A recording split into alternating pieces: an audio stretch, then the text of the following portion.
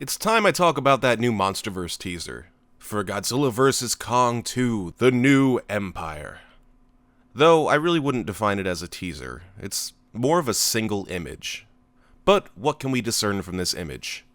Let's assess. Obviously, whoever this other ape is will be antagonistic towards our main monsters, and from his position on the throne, he's obviously either in search of power or previously had it.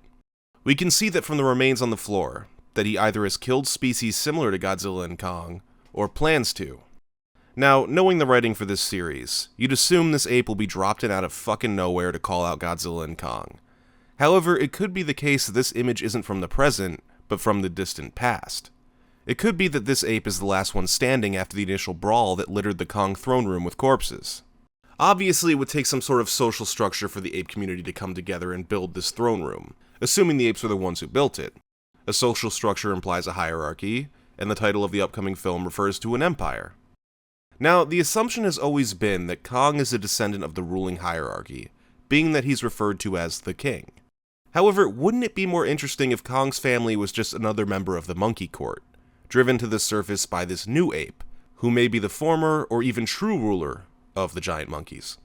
Of course, all we can do is speculate at this point since the image gives us very little to work with. However, it does present some interesting questions, such as, if this ape has been waiting in the wings to challenge Kong, where exactly has he been throughout the course of the series? He certainly wasn't on Skull Island, and despite the throne seemingly being something of importance to him, he wasn't at the throne room during Godzilla vs. Kong. That being considered, this new ape is also postured as a force to be reckoned with, having trouble bearing the weight of his own evil as he leans on his monkey chair. So you'd have to imagine that wherever he was during the previous films, he would either be completely incapacitated or be fighting other monsters, keeping his skills sharp. Kong spent his life on Skull Island and earned his esteem by fighting the Skullcrawlers, the creatures that were able to wipe out the rest of his family.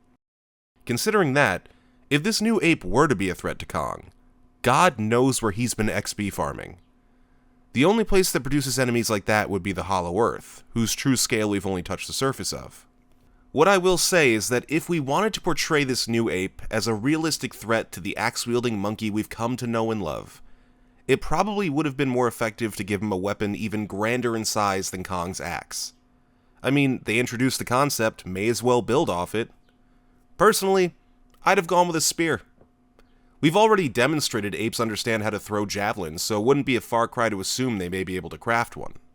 Also, the length and size of a spear would be a visual representation of this new ape's power and reach. The issue is that, as it stands, or sits, this new ape seems to be just a slightly redder clone of Kong, and we know that Godzilla had no problem beating him.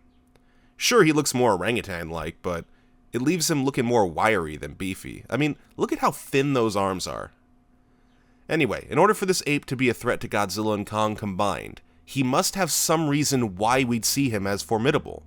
It's simple math. If Godzilla is greater than Monkey, then Godzilla plus Monkey is definitely greater than Monkey. I don't see it. So it's hard to take him seriously as an antagonist.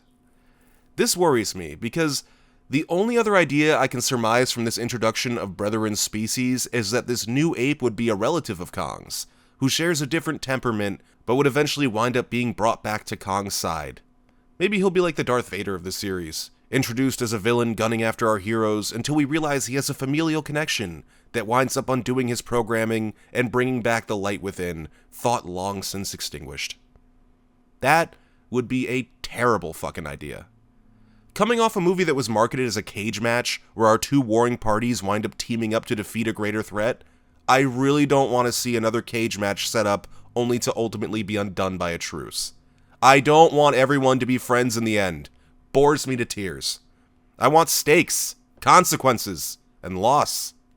Now, if we were to go through with a plotline where Kong fights an evil father/brother only to convince them to once again embrace the good within, the only way that could end satisfyingly to me would be if after the evil monkey is brought back to the light, Godzilla winds up killing him anyway, either caught up in the moment or refusing to see him as anything other than a threat.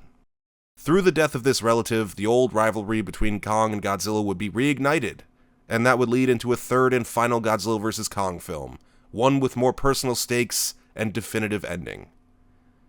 However, I don't care to see 3 fucking movies of lizards fighting apes, so I'm banking on this new ape being an outlier antagonist, who has some new ability or sway in the hollow earth that threatens the safety of ours. Does he have a special ability? Can he wield lightning? Can he channel the blue power? Blue power, motherfuckers! Is he a notorious alcoholic?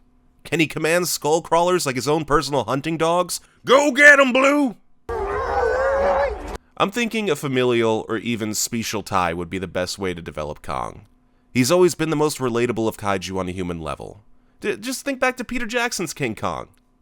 It was scenes in that movie where he was doing real guy shit. He finished fighting the Tyrannosaurus. He's like, whew, and he just looked at her like, you fucking cunt. And he just started walking. And she's like, wait, baby. He's, yeah, bitch, get on my shoulder. And he just ignored her. And then she started to do a little dance. And she's like, look at this hot little piece of ass. He's like, bitch, move. I'm looking at the sun. It ain't all about you, ho. And he's like looking at him like, I'm that monster, huh? I'm that motherfucker that's just ooga booga, beating my chest. And everything, right? I'm eating white women and all that, right?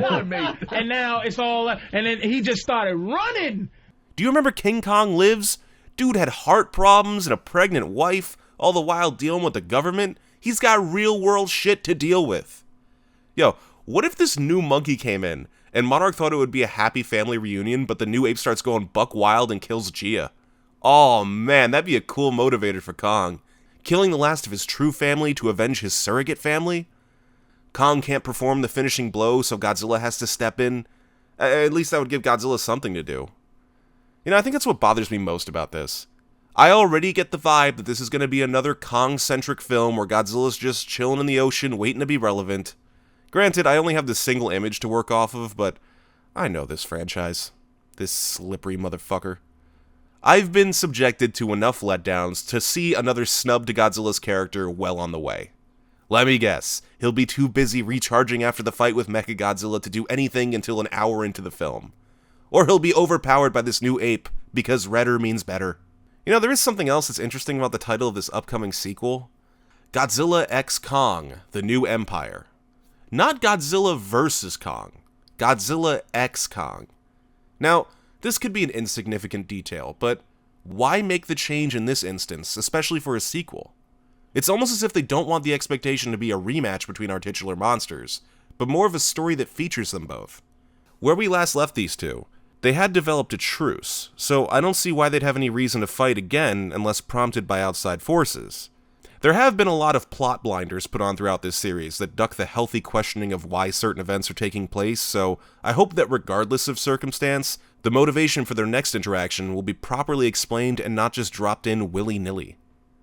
I'm not sure there's much else to cover beyond that. I mean, there's plenty of questions to mull over, but it's going to be a while before we can discern anything definitive.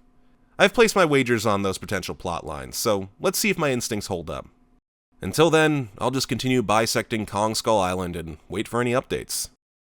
Thanks for enduring my babble, folks.